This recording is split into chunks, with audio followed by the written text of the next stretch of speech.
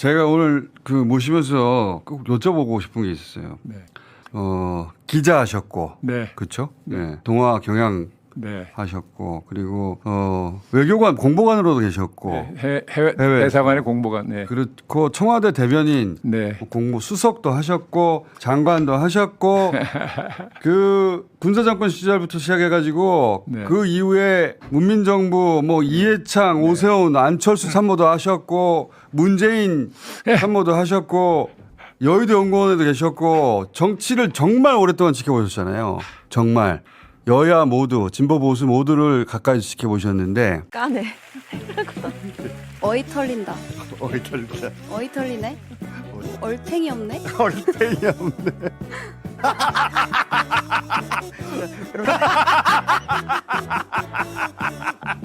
평생 동안 권력의 정점에 오른 사람들을 많이 보셨잖아요. 네. 아주 가까이서. 그 사람들이 왜 정점에 오를 수 있었나, 그리고 어떨 때 그 사람들이 몰락하는가, 이건 다 지켜보셨지 않습니까? 네. 그래서 제가 여쭤보고 싶었던 거는 이재명 후보도 이제 네. 가까이서 보시는데 네. 이재명 후보가 남다른 점이 있으니까 또 여기까지 온 거 아닙니까? 물론 그렇죠. 네. 네. 뭐 운만 가지고 되는 것도 아니고요. 이재명 후보의 남다른 점은 뭡니까? 문제의식이 분명하다는 거예요. 뭐 한국 사회를 보는 문제의식이든지 권력을 보는 것이든지 분명한 자기 생각이 있다는 거는 다른 분들하고 좀 그런 차이가 있다고 느꼈습니다. 어떤 이슈에 얘기하면 분명한 자기 의사가 있어요. 뭐 어때서 나쁘고 어때서 좋은 거다. 어떻게 해야 된다.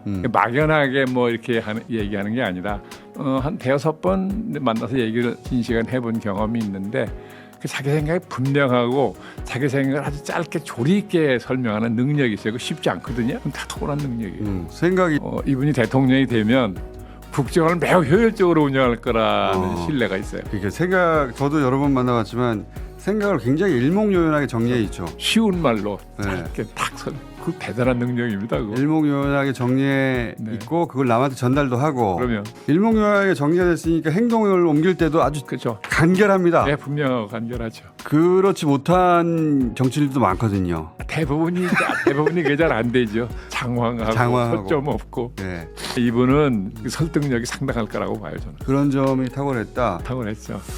또 있습니까? 저는 이렇게 한 대여섯 번 단둘이 앉아 긴 시간 얘기를 했었는데 그렇게 편하더라고요. 그 위원장님도 선택한 거 아니에요? 얘기 들어보고 이 사람은 아니다 싶으면 안 했을 거 아니에요? 물론인데 대화를 아주 편하게 대화를 주고받을 수 있고 어려운 얘기도 쉽게 하는 능력이 있어요. 그거 쉽지 않거든요. 맞습니다. 이런 분이 대통령이 되면 국정의 효율성이 굉장히 높아지겠다. 그런 기대를 갖게 됐어요. 저도 그거는 100% 동의합니다. 스마트하고 간결하고 네. 분명하고. 네. 그리고 제가 또 느꼈던 장점은 자기가 ABCD를 정리했는데 네. 누군가 일을 얘기해요. 네. 근데 들어보니까 맞는 말이야. 네. 그럼 그 자리에서 고쳐요. 그렇죠. 그거 금방 시인하고 그거 내가 잘못 맞아요. 내가 생각이 짧았다 그러고. 그것도 굉장한 장점이에요. 그게 얼마나 자신 있는 태도예요. 자신 없으면 그렇게 못해요. 그럼에도 불구하고 상임총괄 선대위원장 제안 받으셨을 때 망설여주셨죠. 망설일 수밖에 없죠. 왜냐하면 첫째, 제가 그 자리를 감당할 수 있나 자신이 없었던 거죠. 제가 무슨 선거의 경험이 많은 사람도 아니고 또 오랜 세월 현실로부터 멀리 떨어져서 혼자 책 보고 혼자 산책하고 이런 생활을 논평은 여전히 날카롭게. 이걸 내가 어떻게 감당하나는 두려움도 있고 그래서 그렇게 사양했던 거예요. 근데 왜 오케이 하셨어요? 근데 워낙 진지하게 말씀을 하시니까 뭐 제 부족한 능력이지만 저 양반이 저렇게 평가를 했으니 그거 도와달라 그러시니까 근데 최선을 다해보자 하는 그런 생각으로. 실제 선거운동 시작하니까 어떠세요? 워낙 후보의 지지도가 높이 있으니까 어떻게 보면 쉽죠. 뭐 그런 점에서 쉽죠. 본인의 능력으로 이미 뭐 절반 이상을 벌어놓은 분 돕는 게 뭐 이렇게 어렵겠어요. 언제 처음 만나신 겁니까? 이재명 후보는? 성남시장 하실 때예요. 일찍 만났어요. 모르던 분이었는데 전화가 왔어요. 받았더니 저 성남시장 이재명입니다. 그렇게 말씀을 하면서 좀 만났으면 좋겠다고 그러셔서 일찍 만나셨구나. 네, 그래서 그 분당에 있는 삼계탕 집인데 시간을 1시 반으로 하니까 손님이 아무도 없어요. 다 이미 먹고 가서. 그래서 그 식당에서 단둘이 앉아가지고 제법 긴 얘기를 했는데 그때 제가 받은 인상은 이게 보통 분이 아니다. 상당히 정리된 자기 생각이 있고 야망이 있어 보이더라고요 그때. 야망 있었죠. 예, 그래서 제가 야망 있는 게 나쁜 거 아니잖아요. 그렇죠. 문제는 그 야망을 성취할 만한 역량이 있냐 없냐가 중요한 그치. 것인데 딱 한 2시간 긴 시간 얘기했는데 만만치 않다는 인상을 받았거든요. 오래 얘기하셨다. 네. 그때 정말 혈기 넘칠 때인데 저도 그때 그 시절에 처음 알았는데. 그렇습니까? 네. 그 처음 만나보면 금방 알게 돼요. 이 사람 네. 보통 사람 아니네. 그럼요. 그 말이 간결하고 핵심을 탁탁 짚고, 그리고 아주 겸손하고. 그때부터 지켜보셨군요. 그래서 굉장히 인상적이었어요. 비록 지금은 성남 작은 도시의 시장이나 양말 갖고 있는 잠재력이 상당히 만만치 않겠다. 우리나라의 경우에는 대개 본인이 가지고 있는 그런 잠재적 능력보다 과장되게 알려진 정치인들이 많아요. 저도 겪어봤잖아요.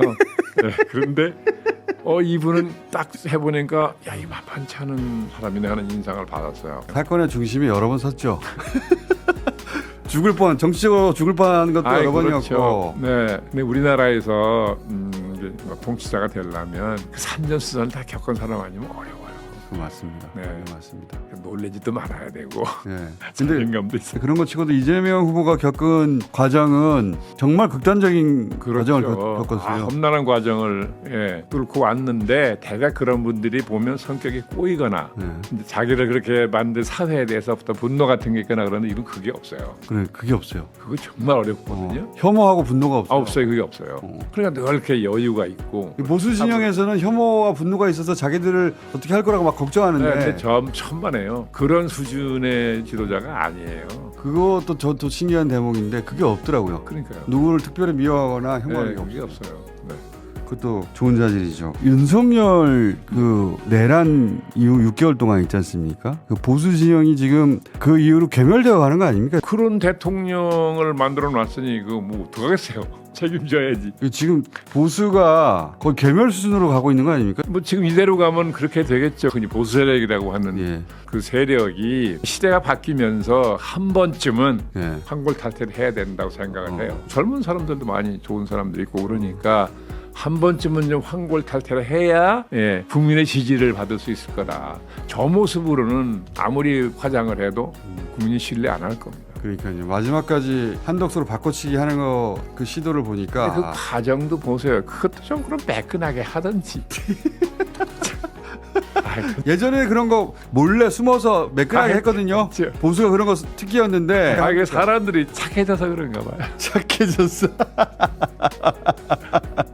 예전에는 참 기술자다 싶은 자동 동의는 안 돼도 기술은 대단하다 싶었는데 요즘 그것도 없어요. 능란한 사람들이 있었죠.